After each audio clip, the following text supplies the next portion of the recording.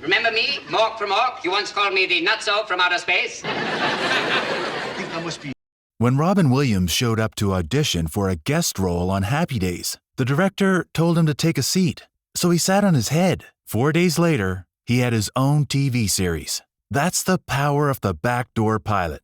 Television's worst-kept secret and the launching pad for some of the most beloved shows in history. Today, we're counting down 10 times when your favorite sitcom or drama suddenly became a commercial for a completely different show. The regular cast got shoved into the background while a bunch of strangers took over. Some of these led to legendary spin-offs. Others crashed and burned spectacularly. But they all had one thing in common. They weren't fooling anybody. If you're loving this trip down memory lane, hit that subscribe button and give us a like so you never miss another deep dive into the shows that defined your childhood. Now let's get into it. Number 10. Diff'rent Strokes sends Miss Garrett to boarding school. Girls, we can't take all morning. We gotta get these decorations to the Harvest Fair before there's a change of season. We're kicking things off with the Season 1 finale of Diff'rent Strokes, which aired on May 4th, 1979. In this episode, called The Girls' School, the beloved housekeeper, Miss Garrett, played by Charlotte Rae, accompanies Kimberly to the Eastland School for Girls. She's there to help sew costumes for a school play after the dormitory's house mother suddenly quits. While she's there, Miss Garrett meets a whole bunch of Kimberly's classmates. That includes Blair Warner, Tootie Ramsey, and in one of her earliest roles, a young Molly Ringwald. Miss Garrett solves everyone's problems, puts on a successful play, and gets offered the house mother position. She says no at the end of the episode, but mysteriously changes her mind come fall. The obvious factor here was off the charts. The entire episode abandons the Drummond penthouse to showcase a new setting, new characters, and a completely different premise. Charlotte Rae's contract even included a clause letting her return to Diff'rent Strokes if the spin-off failed. That tells you everything about how calculated this move was. The result? The Facts of Life premiered in August 1979. After a rocky first season where it ranked around number 70 in the ratings, the show got retooled. The cast got trimmed, and it climbed to become one of NBC's highest-rated comedies. It ran for 9 seasons. Not bad for an episode that was basically a job interview for Miss Garrett. Number 9. Andy Griffith takes Gomer to boot camp. What's your name? Gomer, Pyle. Pyle, you were supposed to come in on the bus with the rest of the men from your area. What happened? Jim Nabors had been playing the lovable, dim gas station attendant Gomer Pyle as a recurring character on the Andy Griffith Show since Season 3. But in the Season 4 finale, which aired May 18, 1964, Gomer suddenly decides to join the Marines. The episode takes Andy all the way to Camp Lejeune, where we meet the iconic gunnery sergeant Vince Carter, played by Frank Sutton. There's this great bit where Andy convinces Carter that Gomer is secretly the son of a Marine general. That causes Carter to treat him with total unearned respect, and that dynamic would basically drive the entire spin-off. So what made this one so obvious? The entire episode takes place at the Marine base, not in Mayberry. Only Andy Griffith and Jim Nabors appear from the regular cast. Don Knotts is credited but doesn't even show up. And nobody ever explains how a small-town sheriff has free rein to wander around a military basic training facility. That's a plot hole that only makes sense if the episode exists purely to set up another show. Gomer Pyle, U.S.M.C. premiered in September 1964 and became a top 10 show for all 5 of its seasons.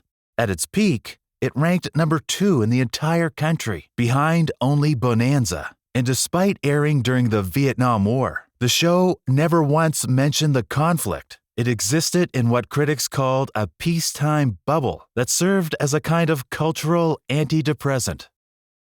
Number 8. Bea Arthur storms into All in the Family and walks out with her own show. Maude! Edith! Wait a minute! Didn't you get my telegram telling you to stay?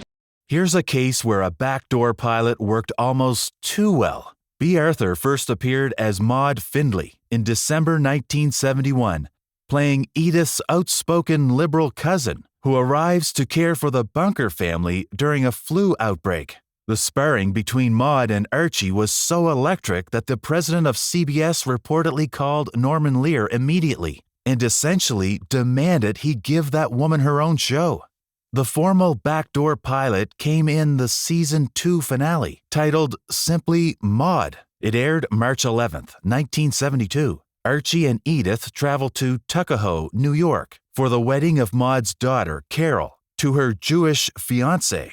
Bill Macy showed up as Maude's fourth husband, Walter, and after the opening scene with the Bunkers arriving, the entire episode relocates to Maude's home and stays there. The Bunkers essentially become guests in what is functionally a pilot for a completely different show. Maude's house, her family dynamics, her whole comic sensibility, it's all on display. Maude premiered in September 1972 and ranked in the Nielsen's top 10 for its first 4 seasons. B. Arthur won an Emmy in 1977, and the show itself spawned Good Times when the character of maid Florida Evans got her own series. That's right, Good Times was a spin-off of a spin-off. Norman Lear's empire from All in the Family eventually produced 7 spin-offs total. The man was running a franchise before franchises were cool. Number 7. Star Trek turns Kirk and Spock into extras.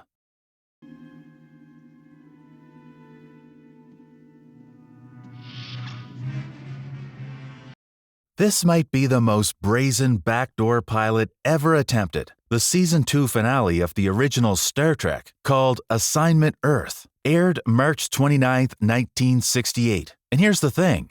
Creator Gene Roddenberry originally wrote it as a completely separate pilot for a spy series. The first draft contained no mention of Star Trek characters whatsoever. When no network ordered the standalone version, Roddenberry just grafted Kirk and Spock into a story that didn't need them and largely ignored them. The episode introduces Gary Seven, played by Robert Lansing. He's a human raised by advanced aliens who serves as a secret agent protecting Earth's timeline. Terry Garr is one of her first significant television roles, plays his secretary, Roberta Lincoln. There's also a shape-shifting cat named Isis. Because why not? Gary Seven even got a distinction that no other Star Trek guest star ever received. His credit appeared after the opening credits with his character name. That's a treatment normally reserved for series regulars. That alone tells you what the producers were thinking. Kirk and Spock are literally bystanders in their own series finale. They watch Gary Seven run around saving the world from nuclear catastrophe. They occasionally interfere but never drive the plot. The ending has Kirk practically winking at the camera, noting that Seven and Lincoln will have many interesting experiences ahead. A transparent tease for a series that never happened. Star Trek itself was barely renewed for a 3rd season. It was saved only by a legendary letter-writing campaign. The spin-off became unnecessary as Roddenberry fought just to keep his own show alive. But you can still see what could have been in those 49 minutes where Captain Kirk became a supporting character on his own ship. Number 6. The Huxtables take a field trip to Hillman College. I know how important this tradition stuff is to you, but I have to choose the college that's best for me. In the season 3 finale of The Cosby Show, which aired May 7, 1987, the entire Huxtable family travels to Hillman College for a ceremony honoring the retirement of the college president. The episode was actually filmed on location at Spelman College in Atlanta, Georgia, and it served one very clear purpose: to showcase the campus, introduce the college environment, and position Denise Huxtable as a student who would anchor a brand new series. The show's regular living room set gets completely abandoned. The Huxtable family basically becomes a tour group walking through someone else's pilot. Every element of a different world is put on display. The historically black college setting, the student dynamics, the campus culture. The Huxtables are just audience surrogates being introduced to a new world. A Diff'rent World premiered in September 1987. And here's where things get wild. Its first season ranked number 2 in the entire Nielsen ratings, behind only The Cosby Show itself. That's basically the highest a spin-off can possibly rank. But despite the massive viewership, critical reception of that first season was actually pretty lukewarm. Lisa Bonet was written out after season 1 due to her real-life pregnancy. Then Debbie Allen, who is Felicia Rashad's actual sister, took over as producer and director for season 2. She completely retooled the show. She replaced several cast members, added Sinbad, and pivoted to socially relevant storylines that tackled race relations, sexual assault, and HIV and AIDS. That second version of the show found its voice and became one of the most culturally significant sitcoms of its era. Number 5. The Jeffersons Move On Up. Literally. Watch this. Ha-ha, you're in. No, I ain't. I'm out. All in the Family makes a second appearance on our list because Norman Lear simply could not stop creating spin-offs. On January 11th, 1975, the episode titled The Jeffersons Move Up aired as part of Season 5. The Jeffersons had been part of All in the Family since the very first season. Son Lionel appeared from the premiere in January 1971. Louise Jefferson joined later that season. George Jefferson didn't actually show up until Season 4 because actor Sherman Hemsley was still doing a Broadway run. But nothing prepared viewers for how abruptly they'd be shipped off to their own show.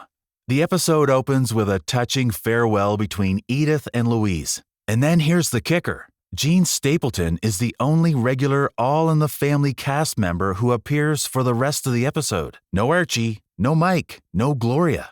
The entire second and third acts take place at the Jeffersons' new luxury apartment in Manhattan. That's where we meet the doorman, the eccentric British neighbor, and the Willis family, an interracial couple, which was groundbreaking for 1975. As one reviewer put it at the time, there was no build-up to this situation in preceding episodes. Out of a clear blue sky, the Jeffersons are suddenly moving to the east side of Manhattan. The Jeffersons premiered just 1 week later, on January 18, 1975. It ran for 11 seasons and 253 episodes. That's longer than All in the Family itself, which only went 9 seasons. It became one of the longest-running sitcoms in broadcast history, all launched from an episode that essentially kicked Archie Bunker out of his own show. Number 4. CSI Goes to Miami, but not everyone was happy about it. So, how's your colleague Grissom doing on the aroma angle? I'm sure he's making progress, but Grissom rarely says anything, and When CBS wanted to clone its biggest hit, the process was almost absurdly simple. The producers were basically told to pick a city. They said Miami. And just like that, CSI Miami was born. The Season 2 finale of CSI, titled Cross Jurisdictions, aired May 9, 2002. Catherine Willows and Warwick Brown travel to Miami to track a missing girl. There they encounter an entirely new crime lab team. David Caruso was introduced as Lieutenant Horatio Kane, alongside Emily Proctor, Adam Rodriguez, Rory Cochrane, and Condi Alexander.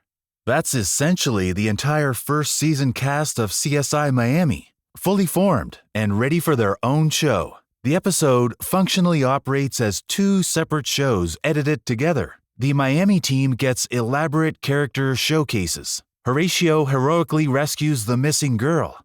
He boards a boat alone to catch the killer. The whole deal. The contrasting investigative philosophies between the 2 teams are highlighted like a sales pitch. But here's the really interesting part. William Peterson, who played the lead character Gil Grissom, was publicly against CSI spin-offs. He specifically asked producers not to put him in any scenes with the Miami cast members. It didn't matter.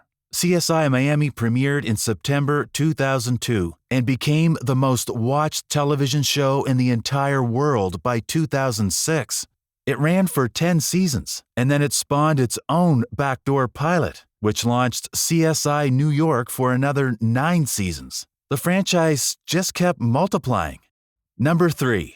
JAG launches what might be the most successful spin-off franchise in television history. Duodenum. Yeah. I like to call it duodenum with a lie chaser. It's the sad end of a Drano drinker. The two-part Backdoor pilot for NCIS didn't just introduce new characters. It changed the visual identity of Jag mid-episode. Sharp-eyed viewers noticed a different font in the opening credits, new background music that would later become the NCIS theme, an entirely unfamiliar set depicting the NCIS headquarters, none of which had appeared in 8 seasons of Jag. It was like watching a completely different show that had accidentally been broadcast under Jag's name. Ice Queen aired April 22, 2003. Meltdown followed on April 29th. The 2 episodes drew around 13 to 14 million viewers each. They introduced Mark Harmon as Special Agent Leroy Jethro Gibbs, along with Michael Weatherly, Polly Perrette, and David McCollum as the core NCIS team. What made it obvious? Commander Harm Rab, the lead of JAG for 8 years, was arrested as a murder suspect. He got turned into a plot device to justify the NCIS team's involvement. The entire NCIS squad dominates both episodes, while JAG regulars get pushed to supporting roles. Some viewers felt Rab was made to look weak compared to the new characters. CBS President Leslie Moonves had actually announced the spin-off in January 2003. That's 2 months before Ice Queen even aired. The 2 episodes were later edited into a single pilot film used to sell the show to affiliates. The result? NCIS became arguably the most successful backdoor pilot in television history. It's run for over 22 seasons. It spawned 5 additional spin-offs. The franchise has accumulated over 1,000 episodes total. In a 2011 Harris poll, it was voted America's favorite television series, all from a 2-parter that essentially hijacked someone else's show. Number 2. The Golden Girls episode so bad even the actors hated it. Dorothy, don't smash the Play-Doh. The season 2 finale of The Golden Girls is legendary. And not in a good way. The episode Empty Nests aired May 16, 1987. It holds the distinction of being the lowest-rated Golden Girls episode in the show's entire run. It currently sits at a 3.6 out of 10 on IMDb. In this episode, Dorothy, Rose, Blanche, and Sophia are shoved to the periphery of their own show. 2 brand-new characters who had never been mentioned before take over.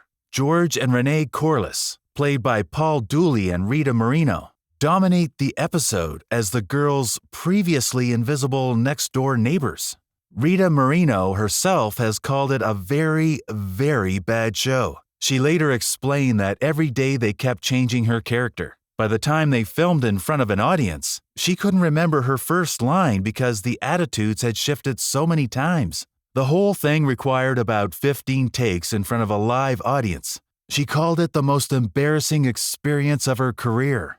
But here's the twist. When the spin-off was actually picked up, it was completely retooled. Paul Dooley and Rita Moreno were dropped entirely. Richard Mulligan replaced them as Dr. Harry Weston, a widower. That's literally the opposite of the married couple premise from the Backdoor pilot, and that version of Empty Nest became a hit. It ranked in the top 10 for its first 3 seasons. Mulligan won both an Emmy and a Golden Globe in 1989. So the Backdoor pilot was a disaster, but the actual show it eventually spawned? A success. Just not with any of the characters they originally introduced. Number 1. Robin Williams sits on his head and changes television history. What are you doing? Straightening things out, I start with my legs, then go to my arms, I do my neck, except I cut off the blood, I'd probably die. And we've arrived at what might be the greatest Backdoor pilot story ever told. Mainly because it wasn't supposed to be a Backdoor pilot at all. The whole thing started when Gary Marshall's son asked for a Happy Days episode with aliens after seeing Star Wars. The resulting script was considered so bad by the cast that Anson Williams, who played Potsy, called it the worst Happy Days script he'd ever read. The original actor cast as Mork quit before filming. Then one of the cast members suggested a relatively unknown stand-up comedian named Robin Williams. Williams showed up to audition. When he was told to take a seat, he sat on his head. Gary Marshall cast him on the spot. He later joked that Williams was the only alien who auditioned. My Favorite Orkin aired February 28, 1978. The episode originally ended by revealing Mork's visit as a dream, a one-and-done guest appearance. But Williams' performance was so electric that a contract for his own series was prepared and signed 4 days after the episode taped. 4 days. The dream ending was scrapped. When the episode reran before Mork and Mindy's premiere, it was re-edited with a new open-ended resolution that retroactively established Mork as a real character. Mork and Mindy premiered September 14, 1978. It was set in present-day Boulder, Colorado, not Happy Days' 1950s Milwaukee. A temporal inconsistency that was simply hand-waved away because nobody cared. Season 1 ranked number 3 in the Nielsen ratings, behind only Laverne and Shirley and Three's Company. That's higher than Happy Days itself, which came in at number 4. Scripts were notoriously shorter than normal, with stage directions that literally just read, quote, "Robin will do something here," end quote. What makes this the greatest backdoor pilot of all time isn't just the success. It's that none of it was planned. A terrible script, a last-minute casting change, and one comedian's inspired decision to sit on his head instead of in a chair. Sometimes television magic can't be manufactured. Sometimes it just happens because someone sees a room full of expectations and decides to do the exact opposite. And that's our list of 10 backdoor pilots that weren't fooling anybody. From Norman Lear's spin-off Factory to Robin Williams' accidental stardom, these episodes remind us that television has always been as much about business as it is about art. Networks needed to hedge their bets. Producers needed to launch new franchises. And sometimes that meant your favorite characters had to step aside, while a bunch of strangers tried to sell you on a completely different show. Thanks for watching.